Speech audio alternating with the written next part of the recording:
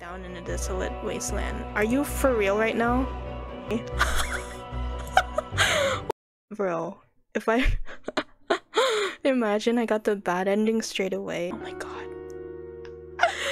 It's him! And that's not my simp brain talking. But I'm asking you to trust me. You can tie me up first if it makes you feel better. Man, like I literally just met him. What is happening? What? Why is he acting this way? Need for touch. Oh! I just realized the name Touch Starved. Oh, duh. The air clings, sodden and heavy. Without the morning crowd, the sunless street looks barren and bleak. Even the peddlers are long gone. Only a pair of crows remain quibbling over stale crusts in a gutter. I feel a ridiculous pang of envy. At least they've got reason to fight. I've never felt so lost. Kudas and Leander both made it clear that the Cenobium can't be trusted. But I came so far, endured so much. I need to see the Cenobium for myself, if only to satisfy my curiosity. I should have asked someone at the bar for directions before leaving. Oh. Uh-oh. That's ominous. I'm about to turn back when a shadow passes over me. Cloud, I think, until a puff of hot breath tickles the back of my neck. Oh, that's creepy. Oh, the shadow runs down the street in rivulets. Formless dark spreads like ink into blotted shapes. Claws stretch. A muzzle splits open to reveal long, jagged teeth. A growl rumbles so low and deep I feel it. Oh my god. I want to run, to scream, but I feel trapped, as though the slightest movement or a single breath will snap the jaws around me shut. No, I won't let it end like this. If I'm going to die, I want to see what got me first. I steel myself, then turn. The shadow vanishes as quickly as it came. I'm left standing in the middle of the street, alone except for a figure reclining in the shade of a nearby stoop. Oh, that was scary. Ah?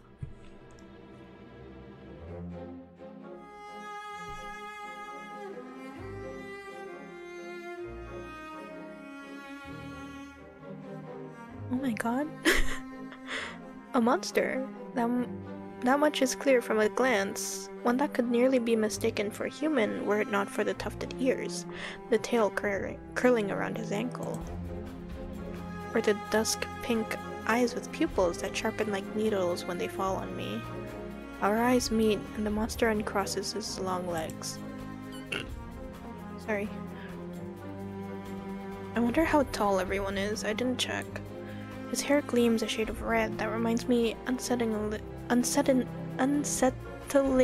of blood, where it curls around his collared throat. Jumpy, are you? His tone is so light and carefree that I glance over my shoulder to make sure he's speaking to me. When I look back, the stranger props his chin on his knuckles and regards me with an inscrutable little smile. Didn't you see that shadow just now? It was massive, moved like a beast. Even as I speak, I'm aware of how ridiculous I must sound, but the strange smile doesn't falter. The only beasts I've seen are the Wick's drooling regulars, though this did catch my eye. With a flourish of his hand, my in-room key appears dangling from his finger. Hey! Rude! It turns on its chain, glittering when it catches the light. Hold on. Pause. Oh my god. Why is his look so cunty? Okay. I wish I looked this good. My hands fly to my cloak's pockets and sure enough, find them flat. He crooks his finger, beckoning. I've already taken 2 steps forward before some stifled instinct stops me. Something feels wrong. I'm still on the edge, thrumming with so much adrenaline that the stranger's shadow flickers at the edge of my vision. I always attract the worst kind of attention, but I can't get riddled now. Who said that's my key? Where did you find it? Who said that's my key? He smiles wide enough to reveal pointed canines. I saw you drop it. You really should be more careful. City like this, somebody might take advantage. A bald-faced lie said without a hint of irony. There's no way I dropped that key. I can't think of an explanation for how it went from my pocket to his hand. I approached the man, careful to keep an arm's length away. He doesn't look dangerous, but the most deadly ones never do. Did his ears just move? That's cute, just like pat his head. The stranger's chain softly clinks with the tilt of his head. His ears flick. Keeping your distance? I'd be stupid to trust you. I mean, you just met, so... But then again, I did trust that Leander guy, so am I one to judge? Man, these gloves though. You think I stole your dinky little key? From all the way over here? He gives an exaggerated sigh. I'm good with my hands, but not that good. Do I really look like a common thief to you? I mean, common thieves, they usually don't look like a thief. Like, they try to seem as normal as possible. So, you know. He's got me there, though. The sheer fabric of his sleeves alone would be too expensive for most street thieves. Okay, fair. Hell, his shoes look like they cost more than I spent traveling here. And then there's the shop behind him. No matter the city, parted pink curtains only ever mean one thing. I'm not looking to buy, and I doubt I could afford your services anyway. Lucky for you, I don't charge. What? How'd you make a living then? The man runs the tip of his tongue over a fang, and for the first time since I stepped into the shadow, I feel something other than dread. My face grows hot. That's not what I meant. I'm flattered, really. Were sex my trade, I might have made an exception for you. How about half off for a handy... Whoa. No. Or you could just hand over my key. Like, please, I just want my key. Give me my key. Ask nicely, and I might even let you tug my tail. I pass. I pass. Just throw it here. Throw it. Give me the key. Give me the fucking key. So some spindly little street urchin can snatch it and run? He raises my key and tilts his head so he can watch it dangle back and forth. I suppose I could just claim your room for myself. But why? Not that I'd be caught dead slumming in the wig with the rest of those slack-jawed imbeciles. You're obviously not from around here, so tell me, traveler. What misfortune brought you to this wretched place? His voice practically drips with derision. I'm not telling you anything. What could have possibly drawn you to this dreary little pig pen, I wonder? He listlessly watches the arc of my key swinging around his finger. The weather's shit, the food's dreck, and there's entirely too many monsters for a human to feel safe. Unless... Dagger-sharp eyes flick towards me. They gleam with amusement. This is very pretty too, man. Unless you're just dying to consort with monsters. By now my embarrassment has worn away, leaving simmering impatience in its place. If this is a shakedown, it's the most frustrating one I've ever heard of. Turn him down, or flirt back. I'm not typically one to flirt back. I usually just turn them down. Are you done, or did you just plan on flirting with me until night falls? He touches his chest in mock affront. You wound me. How can you be so immune to my charms? You're about as charming as an ox and half as subtle. I suggest you go practice I suggest you go practice your seduction on someone interested. That earns me a burst of breathy laughter. How about you teach me the ropes? Show me a thing or two. The more he flirts, the more convinced I become that this is some kind of trap. No matter how innocent monsters look, they always have tricks up their sleeves. And something tells me that this one's more dangerous than he lets on, even if he does have a lovely laugh. I don't know what you want or why you're messing with me, but I'm not coming any closer until I know you aren't going to attack. Or bite. I won't bite hard, unless you beg me. No matter what I say, he finds a way to twist my words into innuendo. Even when I'm silent, he goes on as though we're having a conversation, not a standoff. Do you like dancing? There's a traveling troupe performing in Hightown tonight. Their lutist is utterly exquisite, truly a performance to die for.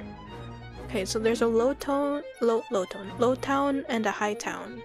Okay, interesting to know. There's life in this dreaded place, if you know where to look. You sound like you know the city well. The man's gaze flickers from me to the key dangling from his finger. Naturally, this dump was a little more than a miserable little smear when I first arrived. High town, low town, I knew Iridia like the back of my hand. What about the cenobium? Do you know where that is? His smile vanishes. Surely you've seen it. That absurdly large tower looming over the rest. It's a little hard to miss. You must mean that spire I noticed when I first caught sight of Iridia. The cenobium's overrated. Forget about it. I can show you things those stuffy boars in their limp dick tower couldn't even dream of. Okay, that's funny. That's what I've already got plans. Oh, have you some pressing matters at the cenobium? Lunch dates with the librarians? Tea time with the most esteemed abbess? Abbess. Interesting. That's my business. What's the matter to you? I square my shoulders and the amusement bleeds out of him. Your loss. The stranger, finally bored of his tedious game, extends his hand towards me. The key rests on his palm, neatly dividing skin and leather. When he makes no other move, I reach for the key, but as soon as my fingers graze smooth brass, his hand springs shut around my elbow. Whoa, hey. He yanks me down and I stagger, my soul slipping on the steps. Whoa, chill. For a sick moment, I fear my bandages will unravel under his touch, but he's careful not to disturb them even as his fingers dig into my arm. I knew I smelled blood. You reek of death in the road. And that fucking doctor. His voice, once silken, lowers to a smoky growl. The shadows around him seethe and boil as he pulls me closer. Whoa. And something else. He murmurs against my throat, nose grazing my jaw. Let go! I try to twist away, but he doesn't budge. His breath trails down my neck, sending a thrill of dread through me. But just when I fear he'll bite, he takes a deep whiff instead. His wide, flat eyes gleam with naked hunger as he gazes up at me. Was his eyes glowing like that before? Not quite human. Not quite monster. Seems we're both... there! The stranger's ears flatten, and he releases me with a short breath. I yank my arm back, massaging it where his grip left grooves in the bandages. The stranger twists around to watch a woman duck out from the curtains behind him. Her cenobium uniform is nearly identical to the one my mentor kept tucked away in her closet. I leave you for all of what, 10 minutes and you're making trouble again? Will you quit harassing the tourists? Scolding cleric. Okay. The stranger, weird I take it, rolls his eyes and flashes the cleric a withering smile. So suspicious. Can't you see this is a friend of mine? A natural liar. He grins at me and his tail swishes minutely. The woman purses her lips at me, clearly unconvinced. I open my mouth to correct him, but Veer cuts in. I was graciously offered my dear friend some free advice. Though his voice remains light and cheerful, his expression darkens. Danger is drawn to you like a moth to a flame. It will always find you given time. The woman clucks her tongue as though she's heard this recital 102 times. Word of advice? Don't take free advice from lazy foxes lounging in the streets. This crook would sell water to a drowning man for the sheer enjoyment of it. She shrugs off a wilting look from Veer. Oh please, any friend of yours knows it's true. Now hold still. Veer rises gracefully at her approach. He pushes his hair aside so it drapes over one shoulder, exposing the long line of his neck. And suddenly it dawns on me that the jingling I heard earlier wasn't coming from the harness attached to his collar, but a leash. A heavy iron chain wound around a hitching post and padlocked to the back of his collar. Veer posed deliberately to hide his leash from me. The woman produces a keyring from her pocket. She rifles through a dozen identical keys before selecting one and slotting it into the lock. Come on. Unless your friend's tagging along on your merry little soulless hunt. They're hunting for soulless inside the city? Words momentarily fail me. Woman regards me with a polite, if tight smile before marching down the stairs. Veer lingers. He stretches his arm over his head with a yawn, and I try not to stare at the way his stomach flattens when he arches his back. Your little secret's safe with me. Try not to get yourself killed, Veer hops off the stoop and bounds after the woman. His tail sways merrily, as though he hadn't just lied and threatened me. Did you try that thing I mentioned? The Loventian knot? Loventian knot. That the one where you take 3 fingers and... Actually, don't tell me. Knowing you, it's disgusting. Veer's airy laughter echoes down the street. It's only after he and the cleric has vanished from sight that I realize I'm still missing something. Wait! Reflexively, I shove my hand into my pockets and find it. The room key. I pull it out of my pocket and raise it to the light, just to be sure. A nagging feeling distracts from my relief. I don't know what Veer's game was, or what he wanted from me. All I know for certain is that Cenobium saw fit to leash him. A fate I could share, if that's what his vague warning meant. Ah, is he warning that... He's warning that Cenobium will leash us, like what they did to him. It's not looking so good. I don't know if we should continue searching about Cenobium or not. I let my eyes drift skyward, past the lanterns gently swaying in the breeze to the Cenobium, faintly visible through the haze. Just one glimpse is all I need. Then I could put this all behind me. This time, the key goes into my coin purse for safekeeping. It's easy enough to follow the sluggish river that splits Iridia in two. A colossal bridge arches over the dark water below. I cross as quickly as I can, climbing ever uphill towards the distant tower. Whoa. That's pretty though, jeez. Hours later, legs aching, sweat beating off my forehead, I finally find what I was searching for. The Cenobium of the Luminous Void. It stands at the highest point of Iridia, surrounded by cold white walls. Well-dressed people stroll down the walkways, paying no attention to the massive tower in their midst. I'm the only one standing before the gates. I crane my neck up and up until the top of the Cenobium tower disappears into the clouds overhead. The gates are so heavily enchanted that even standing near them sets my teeth on edge. Alchemically reinforced locks, invisible sigils of alarm, and who knows what else. Knocking seems like a terrible idea, but I don't see any other way of making my presence known. I'm halfway up the steps when something moves in my peripheral vision.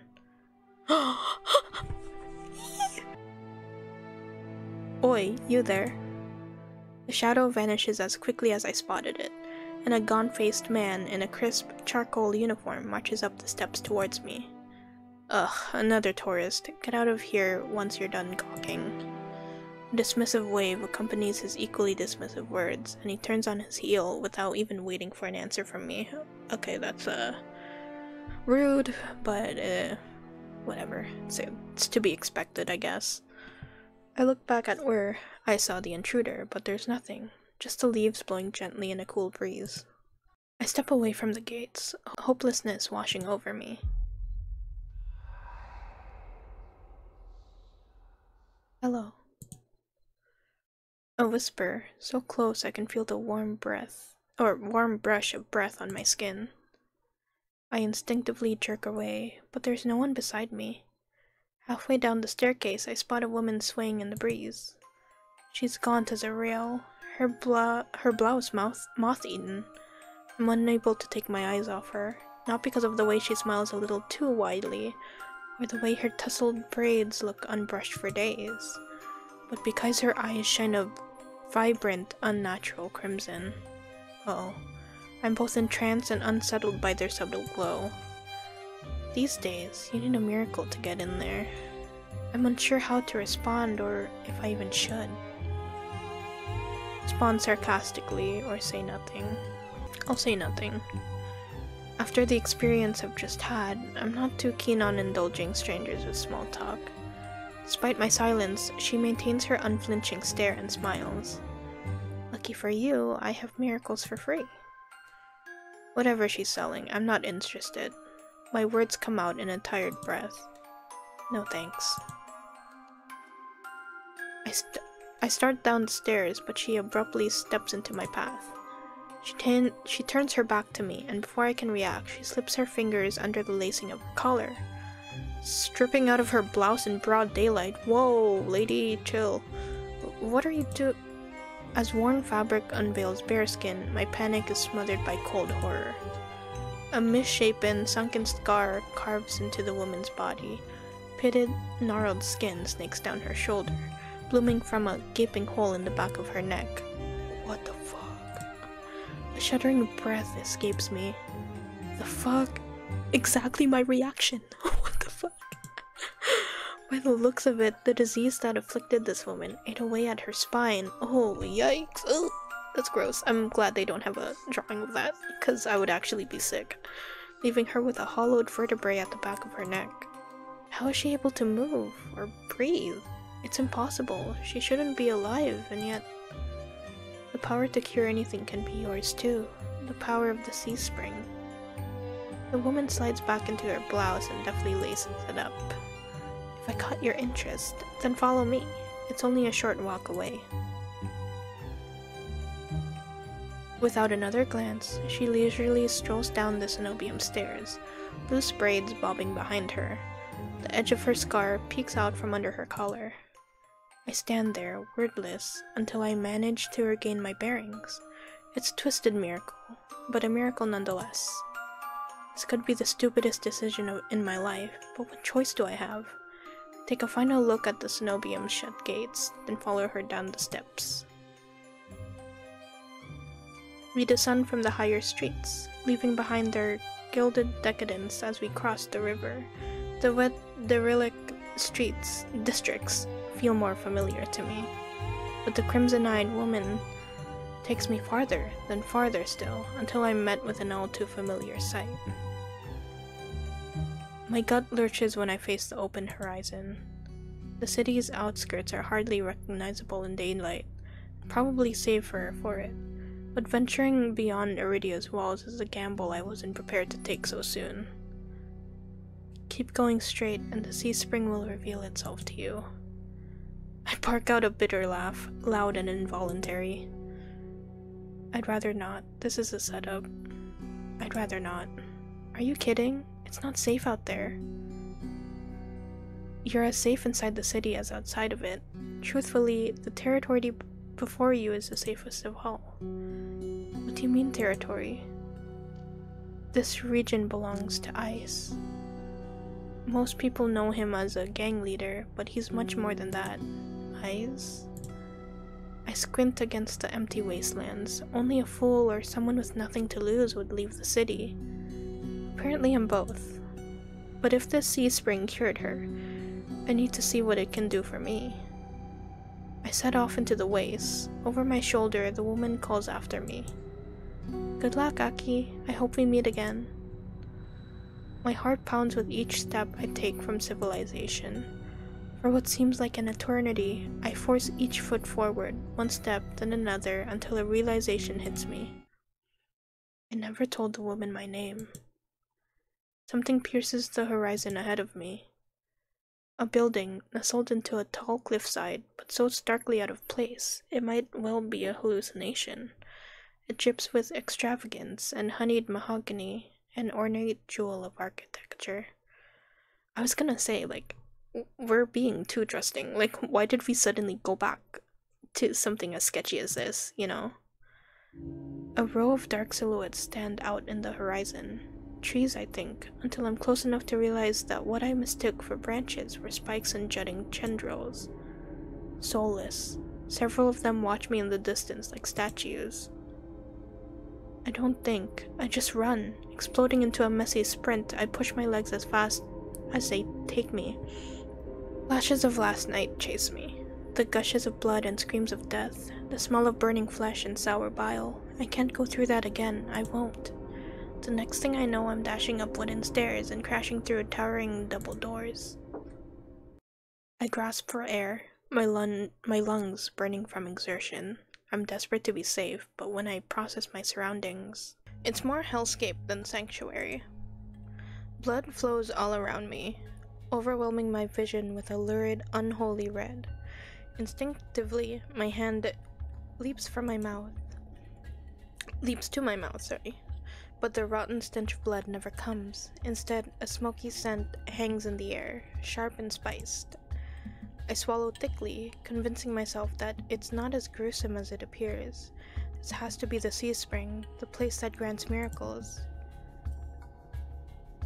Pulling my eyes away from the pool, I take in the rest of my environment. Tall pillars flank me, blanketed in written notes. Seating pillows scatter the floor. A rustic kettle sits nearby. Someone must live here, despite how eerily empty it is. Call out or stay silent? Let me just save. Call out. Hello? Is anyone here? My voice echoes the cavern without response. I approach the paper-covered pillars. Maybe something here can tell me more. I reach for topmost, the closest one, the bottommost. Let's save.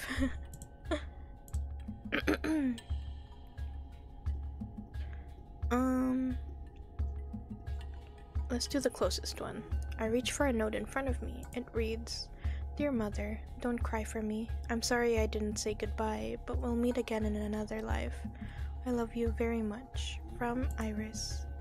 P.S. If you ever see me, never speak to me again." It's written in perfect cursive. I've never seen such beautiful handwriting. Before I can ponder it further, a sharp chill runs down my spine. Something's watching me. I quickly set the note back, my eyes darting around the wooden deck, but it's still empty, vacant. Finally, I look towards the sea spring. That stillness hides something deeper. Something wrong. Hey. I spin around and come face to face with a pack of soulless. They chitter and growl, tendrils and spikes flaring threateningly, all different sizes and species, but sharing one identical trait, glowing crimson eyes. I tried to back away, but my heel teeters over the sea spring. I'm cornered. Watch your step. It's deeper than it looks. That voice again. At the sound of it, the soulless freeze, their snarls quieting.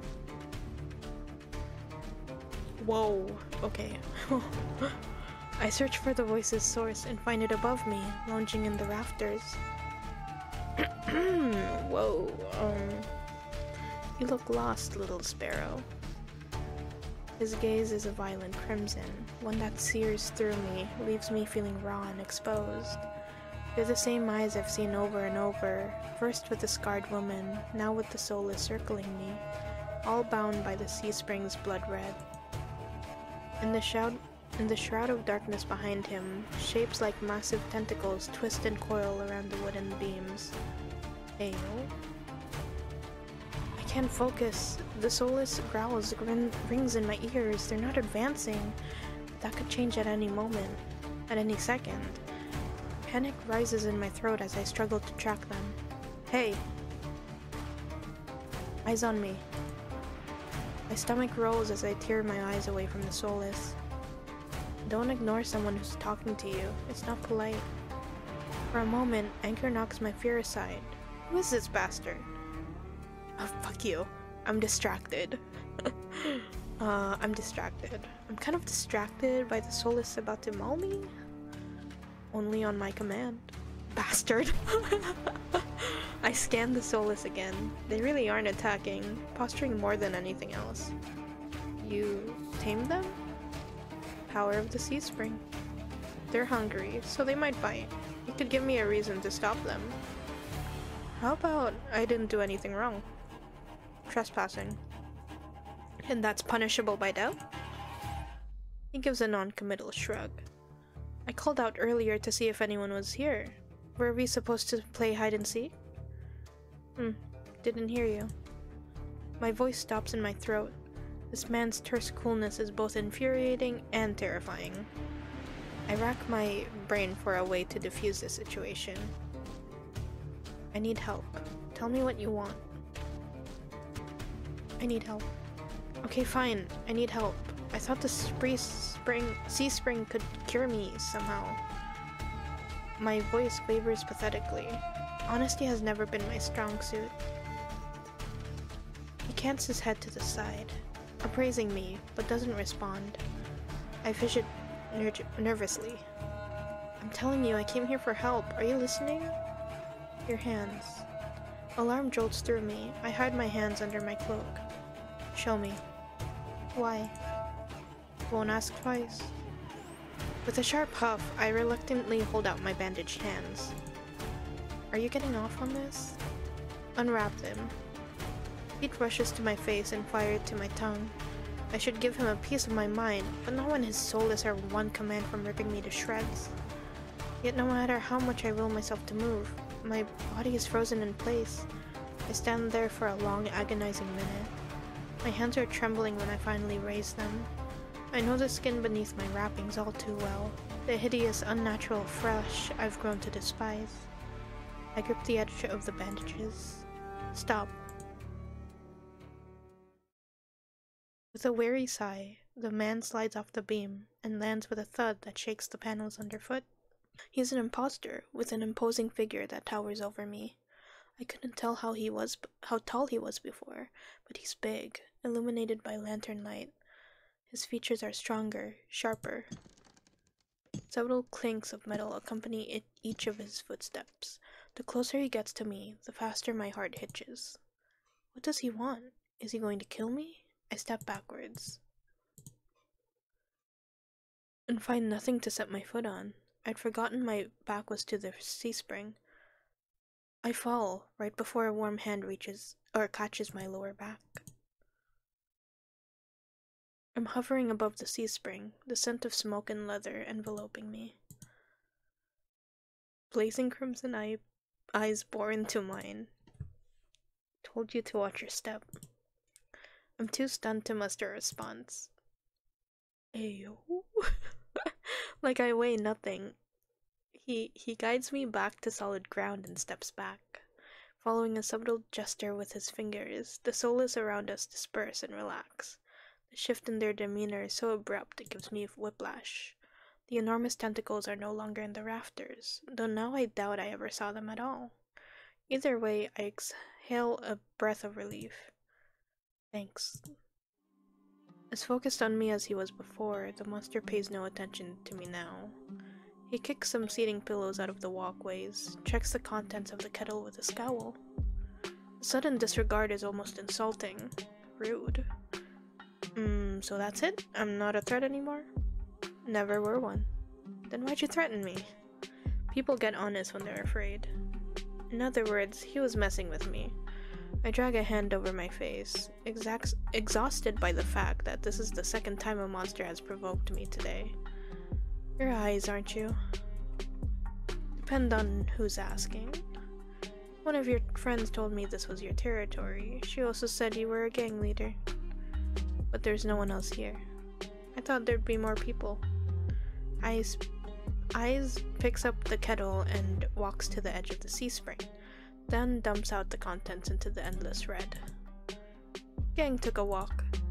His pleasant smile stretches across his face, ear to ear.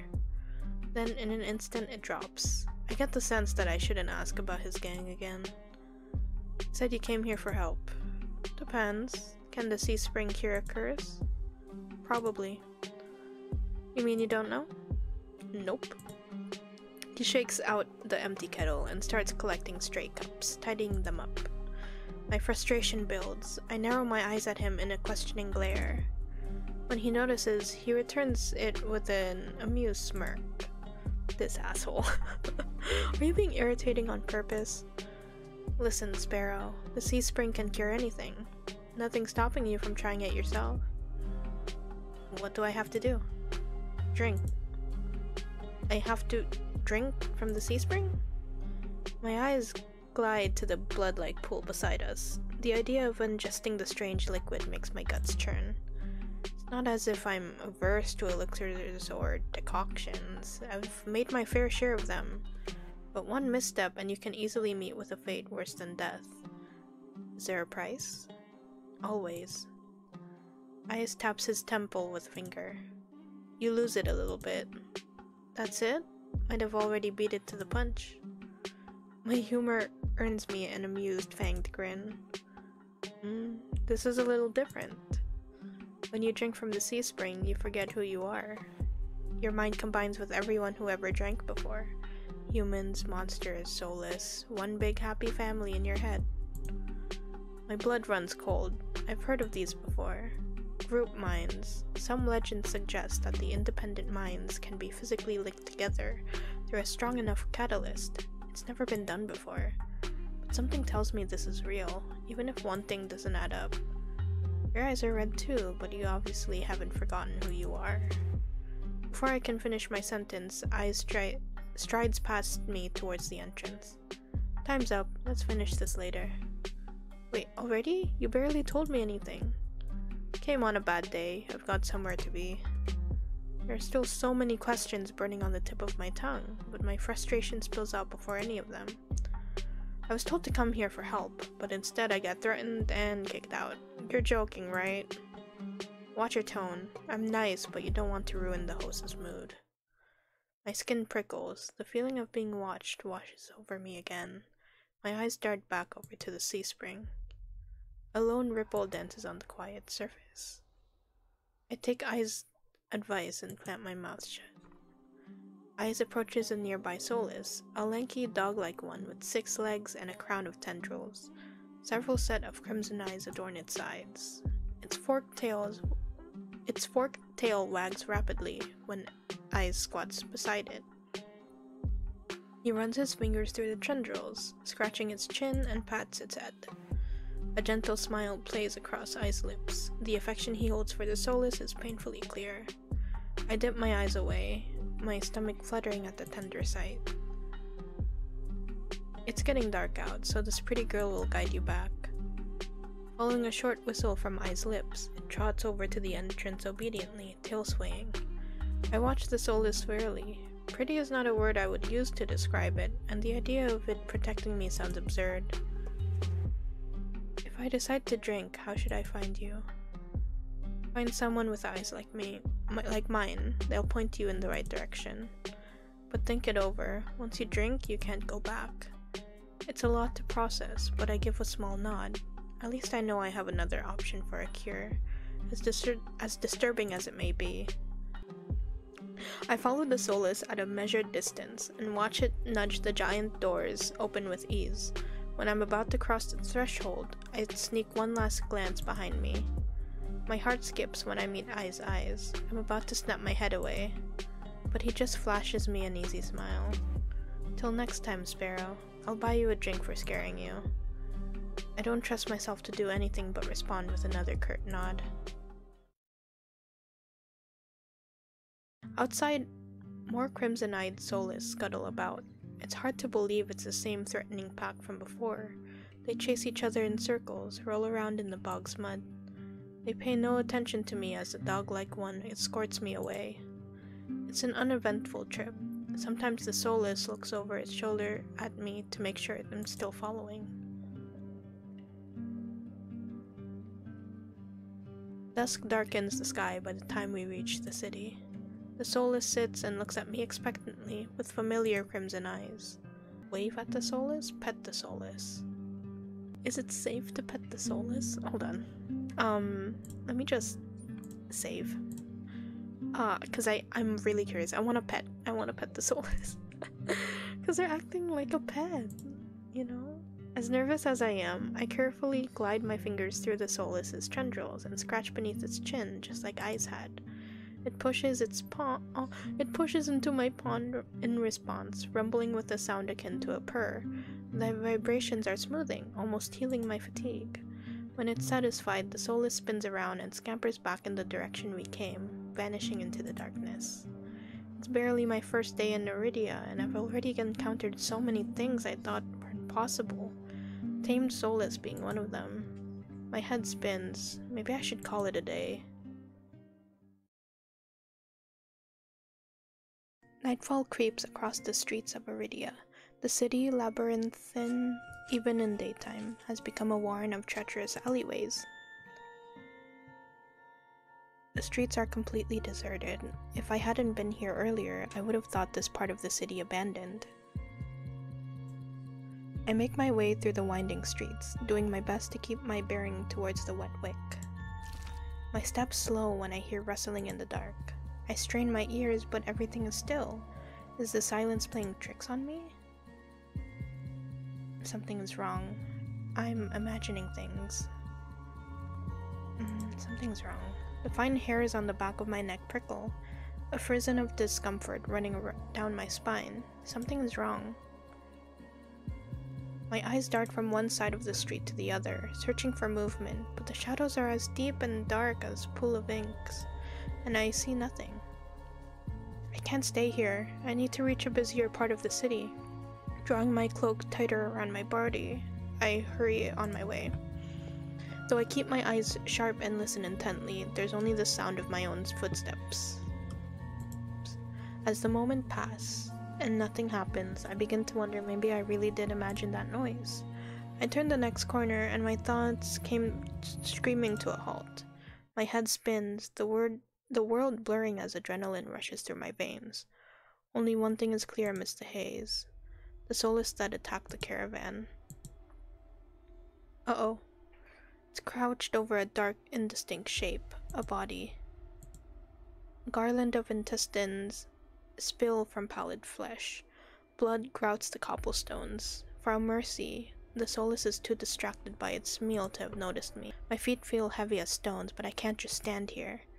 Holding my breath, I take a step backwards. When the wet slipping sounds don't abate, I take another, then another.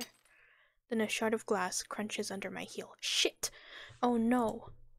The world seems to slow to a crawl as the Solace raises its head, blood dripping from its tendrils. Every single one of its sulphurous bulging eyes fixed unblinkingly on me. It's really here. It's come back for me. Run! I'm off like a shot, running for my life through the darkened streets. Behind me, a piercing bay splits the silence, and heavy footfalls pound after me. My heart thunders in my chest. I take turns at random, trying to lose it in the maze of streets, but I can't seem to shake it. I can hear its breathing now, a wet, fluttering rasp, growing closer and closer. The same claws that severed my arms swipe out. I duck, saved by pure reflex, and skid around a corner. I take 3 running strides before the bottom drops out of my stomach. A wall twice as high as me bars my way, a dead end. When I turn around, the Solace looms in the entry to the alleyway. It's no longer running. It doesn't have to. As it prowls closer, my thoughts race. Some of the buildings lining the streets are lit. There must be people inside. It's a long shot, but... fuck. Try the nearest door. Scream for help or try the nearest door. Shit. Scream for help. Somebody help me. My voice rings through the shadowed streets. Silhouettes pass by the windows, but nobody answers. In this wretched world, few people will stick their neck out to help their own flesh and blood, never mind a stranger. The Solace, provoked by my shouting, gives a rasping hiss. It's the only warning I got before it lunges for me with a flash of claws. I hurl myself to the side, but the slick cobblestone betray me. I fall, sprawling over the rough stone. As the Solace looms over me, I scramble away from it until my back hits the wall. There's nowhere left to go. It descends on me for the kill. Fuck. I got the bad ending. Oh, never mind. But the impact never comes. What were you? Wait! I rarely crack one eye open, then the other, not sure whether I should believe what I'm seeing.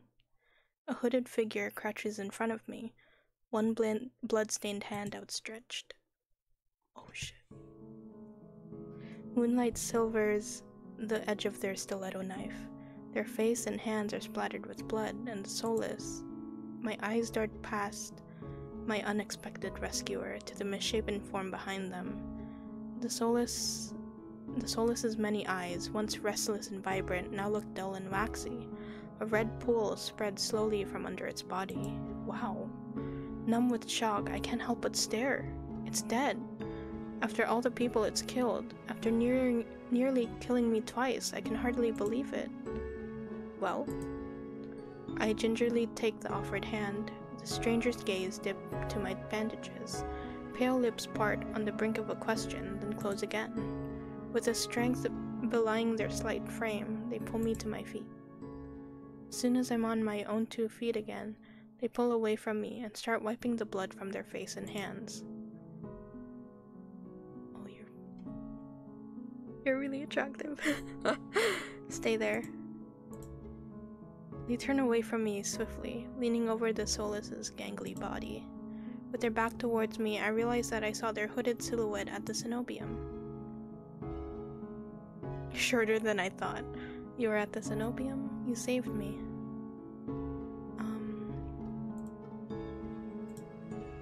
I learned my lesson. I'm gonna save now. You were at the cenobium. I've seen you before. You were at the cenobium earlier, weren't you? They cast a wary look at me. So what if I was? Their harsh response takes me back.